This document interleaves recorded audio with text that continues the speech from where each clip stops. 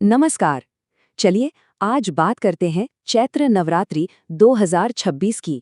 देखिए, ये सिर्फ एक त्योहार नहीं है, ये वो खास समय है जब वसंत की ताजगी और आस्था का एक बड़ा ही खूबसूरत मेल होता है। तो आइए, इस पावन पर्व से जुड़ी हर छोटी बड़ी जानकारी को साथ मिलकर समझते हैं। लेकिन सवाल ये है कि आने वाली नवरात्रि के लिए जो सही समय है, जो जरूरी नियम है, क्या उनकी पूरी जानकारी हमारे पास है? होता है ना कि हम भक्ति भाव में इतने डूब जाते हैं कि कुछ बहुत जरूरी बातें अनजाने में ही छूट जाती हैं। तो आज हम उन्हीं सब पर गौर करेंगे ताकि पूजा और साधना में कोई कमी ना रहे। वैसे चैत्र नवरात्रि का मतलब सिर्फ 9 दिनों की पूजा ही नहीं है। ये असल में हिंदू नववर्ष की शुरुआत भी है और साथ ही प्रकृति में जो बदलाव हो रहा है, यानी बाहर के मौसम का आना, उसका भी प्रतीक है। सच कहूं तो ये हर तरह से एक नई शुरुआत का समय है। तो चलिए अब और गहराई में उतरते हैं और सबसे पहले बात करते हैं उस चीज की जो नवरात्रि की नींव होती है, मतलब घट स्थापना या जिसे कलश स्थापना भी कहते हैं। उसका शुभ मुहूर्त क्या है? साल 2026 में चैत्र नवरात्रि की शुरुआत हो रही है 19 मार्च से। तो ये तारीख याद रखिएगा। यही वो पावन दिन है जिस दिन पहला व्रत रखा जाएगा और देवी माँ के स्वागत में घट स्थापना की जाएगी।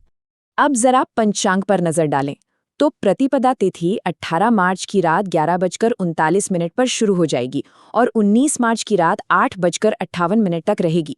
लेकिन यहाँ एक बहुत जरूरी बात है। हिंदू धर्म में उदय तिथि को माना जाता है, मतलब सूर्योदय के समय जो तिथि होती है वही पूरे दिन मानी जाती है। इसीलिए पहला व्रत 19 मार्च को ही रखा जाएगा।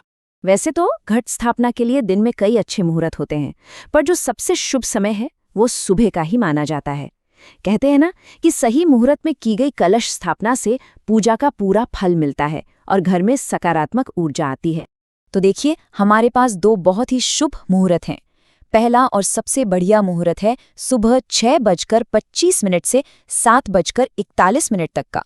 लेकिन मान लीजिए किसी वजह से ये समय हाथ से निकल जाए तो भी घबराने की कोई बात नहीं है। दोपहर में 12:05 से लेकर 12:53 के बीच अभिजीत मुहूर्त है, जो कलश स्थापना के लिए उतना ही शुभ माना जाता है। असल में ये दिन का वो समय होता है जब सूर्य की ऊर्जा अपने चरम पर होती है, इसलिए इसे बहुत शक्तिशाली माना जाता है। मुहूर्त तो हमने समझ लिया, पर अब ये जानना भी उतना ही जरूरी है कि पूजा के दौरान हमें किन चीजों को बिल्कुल इस्तेमाल नहीं करना चाहिए ताकि हमारी भक्ति और साधना सही दिशा में जाए। तो ये है वो 5 खास नियम जिनका हमें ध्यान रखना है। पहला, तुलसी के पत्ते जो बहुत पवित्र हैं, पर यहाँ उनका प्रयोग नहीं होता। दूसरा, हमेशा ताज़ा प्रसाद ही चढ़ाएं। तीसरा, पूजा की कोई भी चीज टूटी फूटी यानी खंडित ना हो। चौथा, चमड़े जैसी चीजों को पूजा की जगह से दूर रखें। और पांचवा, खाने पीने में पूरी तरह सात्विकता का पालन करें। चलिए अब एक एक करके इन्हें और अच्छे से समझते हैं। सबसे पहली चीज जिसमें अक्सर लोग गलती कर देते हैं वो है तुलसी। इसमें कोई शक नहीं कि तुलसी बहुत पवित्र है, लेकिन देवी भागवत पुराण में साफ लिखा है कि माँ दुर्गा की पूजा में तुलसी का प्रयोग नहीं किया जाता। तो याद रखिएगा, तुलसी की जगह माँ को उनके सबसे प्रिय लाल फूल, खास तौर पर गुड़हल का फूल चढ़ाना सबसे अच्छा माना जाता है। अगला नियम जुड़ा है शुद्धता और अखंडता से, मतलब हर चीज पूरी हो, ताजी हो। जैसे माँ को हमेशा ताजे फल ही चढ़ाएं।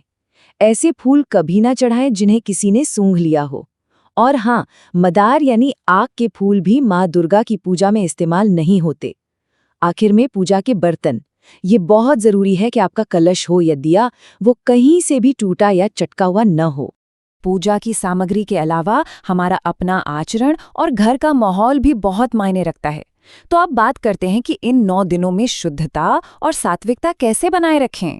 शास्त्रों में चमड़े को अशुद्ध माना गया है, इसीलिए पूजा घर में या उसके आसपास बेल्ट, पर्स या चमड़े से बनी कोई भी चीज रखना ठीक नहीं माना जाता। सीधी सी बात है, जिस जगह हम देवी का आह्वान कर रहे हैं उस स्थान की पवित्रता बनाए रखना हमारी सबसे पहली जिम्मेदारी है।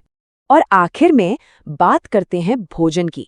नवरात्रि के 9 दिनों में सात्विक आहार पर जोर दिया जाता है। ऐसा भोजन जो हमारे मन को शांत और पवित्र रखे। लहसुन और प्याज जैसी तामसिक चीजों को इन दिनों घर में लाने से भी बचना चाहिए ताकि घर का पूरा माहौल शुद्ध और सकारात्मक बना रहे। आखिर कहते हैं ना, जैसा अन्न वैसा मन, तो सात्विक भोजन हमारे विचारों को भी शुद्ध रखता है।